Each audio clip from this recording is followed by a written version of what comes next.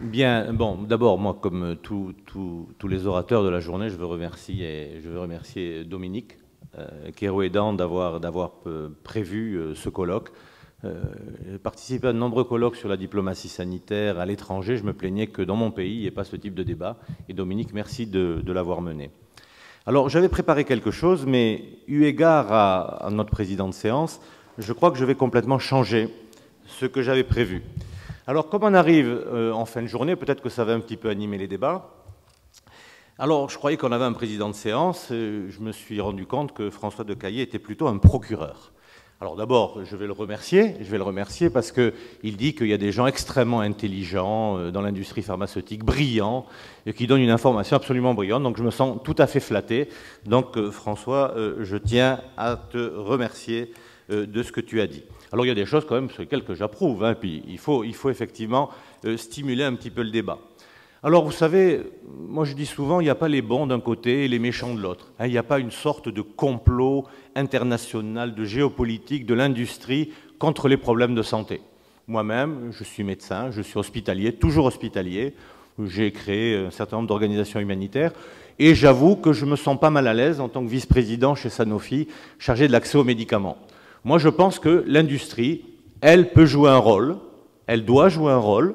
Alors, elle a été critiquée, elle est critiquable, on peut y revenir.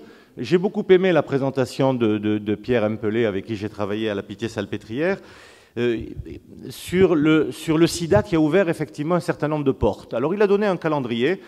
Simplement, je me permets de lui faire une remarque, il a oublié de parler du Fonds mondial, la création du Fonds mondial, il a parlé des résolutions des Nations Unies, ça a été quand même extrêmement important, la création du Fonds mondial, mais il y a quelque chose qu'il a oublié, vous voyez, c'est pas au bénéfice de l'industrie pharmaceutique, c'est le procès de Pretoria. Le procès de Pretoria, ça a été quelque chose d'extrêmement fort, puisque 39 multinationales, comme on les appelle, de l'industrie pharmaceutique, ont décidé de se porter contre le régime sud-africain qui passait outre ce que disait François, la fameuse propriété intellectuelle. Alors là, effectivement, il y a eu, et tu as parlé dans ton échiquier des trois trépieds et de l'opinion publique, l'opinion publique a joué un rôle extrêmement important, et on a dit, regardez ces salauds de l'industrie pharmaceutique, ils ne permettent pas l'accès aux antirétroviraux, alors que les médicaments sont au nord, les patients sont au sud, ils n'acceptent pas les génériques, le coût... Bon. Et 39 sociétés disent oui, mais il y a un droit de la propriété intellectuelle, il y a une organisation mondiale du commerce, et donc on porte plainte contre le gouvernement sud-africain. Puis là, effectivement, branle-bas de combat, puis on se dit quand même, on peut avoir juridiquement à l'époque, sur les lois de l'époque, juridiquement raison, mais socialement, éthiquement, socialement tort. On ne porte pas plainte dans un pays où il y avait 6 millions de personnes séropositives, et elles retirent leur procès. Prise de conscience, cascade d'événements. Pierre l'a rappelé au niveau politique. Il y a eu aussi au niveau des accords ATPIC, tu y reviendras peut-être sur les accords de Doha, mais enfin la possibilité de licence obligatoire, la possibilité de licence volontaire. Bon, c'est quelque chose quand même qui a été important et qui a permis effectivement une augmentation de l'accès aux soins. Alors après, on a parlé des objectifs du millénaire, des OMD. Bon, alors on a parlé du 4, du 5, du 6, et puis on a parlé du 8. Le 8, c'est le partenariat. Alors on aime l'industrie pharmaceutique, on n'aime pas l'industrie pharmaceutique, mais il y a des partenariats, ils existent, ils sont faits en particulier avec l'organisation pour laquelle tu travailles, l'Organisation mondiale de la santé. Il y a un partenariat. Alors on a beaucoup parlé aujourd'hui des résolutions des Nations Unies, ce que fait la France, ce que font les pays, mais ils sont où là les chiffres, là ils sont où? Elles sont où, les évaluations? Des chiffres extrêmement concrets. Alors, nous, industrie pharmaceutique, effectivement, Sanofi, depuis 2001, on a créé un accord avec l'Organisation mondiale de la santé sur la maladie du sommeil, où on est quasiment le seul partenaire industriel. On a travaillé d'ailleurs avec Médecins sans frontières. Aujourd'hui, à ce jour, il a été renouvelé, ce partenariat. C'est beaucoup d'argent, mais comme l'a dit notre président de séance, on est extrêmement riche. Donc, on a payé 5 millions de dollars par an depuis 2001, et ça continue jusqu'en 2016, sur la lutte contre la maladie du sommeil. Ça a été 170 000 personnes traitées, 170 000 vies sauvées. Bon, ça c'est un bilan, il est clair, il est concret, il est extrêmement précis, et il est fait avec l'Organisation mondiale de la santé. On va parler du paludisme.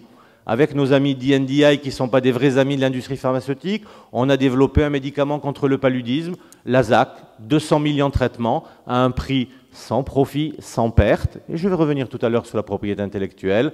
200 millions de traitements, derrière il y a des femmes et des hommes qui peuvent mourir de paludisme, qui souffrent de paludisme, et en particulier des enfants. Daisy, vous avez parlé du Brésil, où on est très très présent au Brésil. Sanofi, on a un partenariat avec, avec Fiocruz, avec la fondation Osvaldo Cruz, en particulier sur la leishmaniose. Il y en a un sur la dengue qui va être un problème de santé publique, et j'espère qu'on sera la première société à avoir un vaccin contre la dengue dans ces différents pays, avec des approches économiques particulières.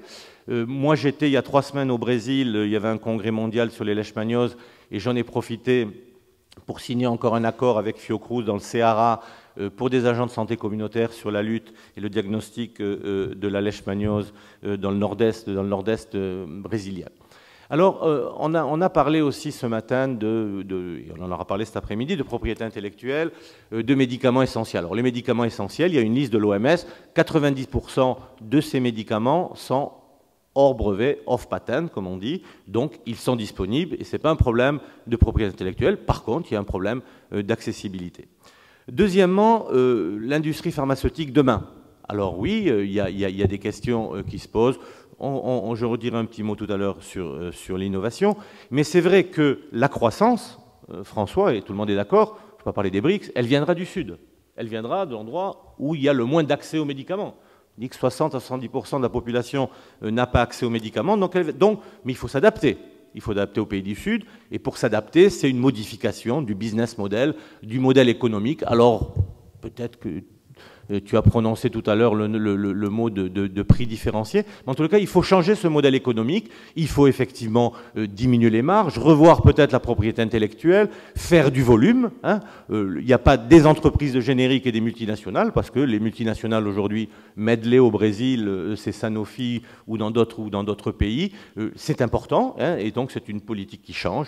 C'est le volume au lieu d'une marge extrêmement importante avec des volumes faibles dans les pays riches. Donc il y a cette mutation, et il faut la reconnaître. Il n'y a pas un complot fondamental de l'industrie pharmaceutique pour uniquement gagner de l'argent, et que la seule finalité soit gagner de l'argent.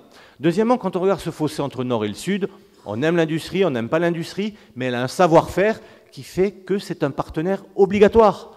C'est un compulsory partner, parce qu'elle apporte, et quand je dis industrie pharmaceutique, je ne parle pas que de l'industrie du Nord, je parle aussi de l'industrie en Inde, en Chine. Il y a une industrie naissante avec qui on peut travailler, et qui sont un apport extrêmement important. Donc l'industrie, elle fait partie du paysage de la santé publique, c'est un des outils de la santé publique. Alors certes, elle a fait des erreurs, j'en ai parlé tout à l'heure, on peut se poser un certain nombre de questions. Alors après, quand on parle de l'innovation, alors moi je dis souvent, attendez, ne parlons pas toujours de l'innovation, parce que l'innovation c'est demain. Et le problème, c'est aujourd'hui. Les patients aujourd'hui, qu'est-ce qu'on fait? Alors aujourd'hui, c'est le problème de l'accès. Alors l'innovation aussi, il en faut. Alors moi, je ne vais pas discuter les chiffres.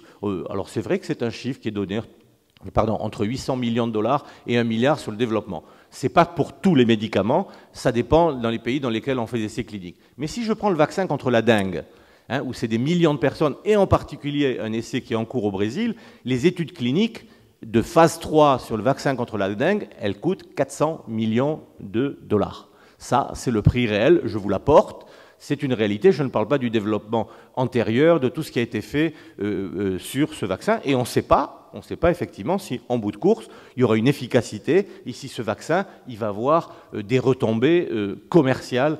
Des retombées commerciales. C'est d'une industrie à risque, comme toute la recherche. Il y a des investissements qui sont faits. Sur 100 molécules, il y en a une qui réussira, peut-être aucune. Et d'ailleurs, il y a une panne de la recherche. Il y a une panne de la recherche aujourd'hui. Il faut l'admettre, en termes de productivité de la recherche, il y a une panne de la recherche. Et puis, il y a un autre apport de l'industrie. Ça a été un petit peu dit ce matin, c'est la contrefaçon. La contrefaçon, alors c'est vrai qu'aujourd'hui, c'est un problème de santé publique. Les faux médicaments ou les médicaments contrefaits, dans un certain nombre de pays, représentent un problème de santé publique.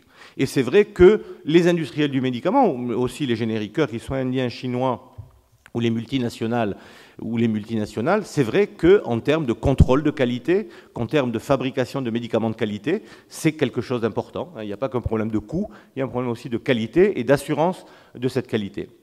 Il y a aussi tout le problème de la formation. Alors on peut dire, bien sûr, c'est une formation dirigée, on forme des gens, en même temps on leur inculque un certain nombre de choses sur l'industrie.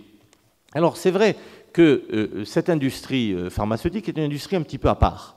Un petit peu à part parce que autant on admet la notion de profit, et je le répète souvent, quelles que soient les industries, on se félicite de gagner de l'argent, autant gagner de l'argent, faire du profit sur la vie, sur la mort, sur la douleur, il y a quelque chose qui ne passe pas. Hein. On l'a dit ce matin, la santé c'est un bien public.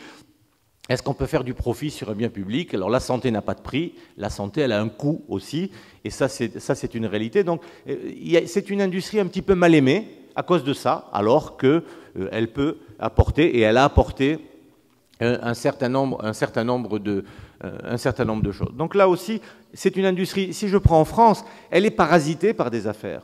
Moi, je ne me sens aucune solidarité avec l'affaire du Mediator et avec ce laboratoire. Rien du tout, je ne me sens rien. Alors c'est vrai qu'on commence à dire, c'est le laboratoire X avec le Mediator, et puis après on dit en fin de compte, c'est toute l'industrie pharmaceutique, et ils sont tous pourris. Alors moi non, moi je me différencie. Moi je n'ai rien à voir avec un certain nombre d'affaires qui ont pu défrayer la chronique. Et ce parasitage avec un certain nombre d'affaires fait qu'on met tout dans le même sac. Voilà, et l'industrie, c'est des pourris, et ils font ça, ils font de l'argent, et ils n'apportent pas de solution réelle. Donc voilà moi ce que je voulais dire. Alors j'avais prévu de parler un petit peu de diplomatie sanitaire et de la place des multinationales. Par définition, quand on parle de diplomatie mondiale, multinationale c'est multi-pays, il n'y a pas de frontières. Les multinationales, elles travaillent dans différents pays. C'est peut-être... Et puis j'avais envie de voir le verre plutôt à moitié plein que le verre à moitié vide. Puis je voulais parler juste d'expérience personnelle. Dans les années 80, j'étais médecin au Vietnam. C'était juste après la chute de Saïgon. Et puis dans les hôpitaux où je travaillais au Vietnam, j'entendais parler espagnol. Moi, je suis hispanisant et je me disais, tiens, on parle espagnol. C'est qui? J'allais voir, c'est des médecins cubains. Ah, je dis, tiens, les médecins cubains, ils sont quand même très présents. Plusieurs années après, de programme humanitaire, j'ai travaillé en Angola. Et puis en Angola, pareil, j'entendais parler espagnol. C'était des médecins cubains. Et puis en Bolivie, il y a des médecins cubains. Et puis au Venezuela, des médecins cubains. Ah, j'ai dit, c'est formidable. Regarde, cette petite île, il y a 12 millions d'habitants. À Cuba, il y a 36 000 médecins coopérants de par le monde. Et c'est vrai que, on a dit un mot tout à l'heure sur la guerre froide, c'est vrai que cette petite île, Cuba, jouait de sa diplomatie avec la santé. Et c'est vrai que l'influence de Cuba s'est faite à travers la santé, à travers des médecins qui sont des médecins extrêmement compétents. Et puis le dernier point, comme vous m'avez posé de questions ce matin à M. Fabius, qui a fait un excellent discours, très très complet et très très bien, c'était de dire que, oui, la France fait beaucoup. Il a parlé d'1 milliard d'euros, elle est les deuxièmes contributeurs au niveau du Fonds mondial, United, un certain nombre de choses qui ont été faites, la dernière déclaration sur la couverture universelle. Mais c'est vrai que quand on participe, et quand on est, je ne sais pas si notre ami Gustavo est toujours là, quand on est dans les réunions internationales, notre pays il est peu présent, alors qu'il fait beaucoup de choses. Il fait beaucoup de choses, et puis moi je ne vois pas souvent la France dans un certain nombre de congrès internationaux, de réunions internationales, le pays n'est pas là. Et ça, c'est un tout petit peu dommage, parce qu'on fait, si on ne faisait pas, on pourrait se poser la question, mais là, on fait, et on s'aperçoit qu'on n'est pas présent à la hauteur de ce que fait la France. Mais j'espère que ce colloque, cher Dominique, va être le point de départ d'un certain nombre d'actions, et qu'on va passer des paroles aux actes. Donc voilà, moi, ce que je voulais partager avec vous. Je suis sûr qu'il y aura un certain nombre de questions, un certain nombre de critiques. En tous les cas, moi, j'étais ravi de partager ces moments avec vous. Je vous remercie, et puis merci, Monsieur le Président.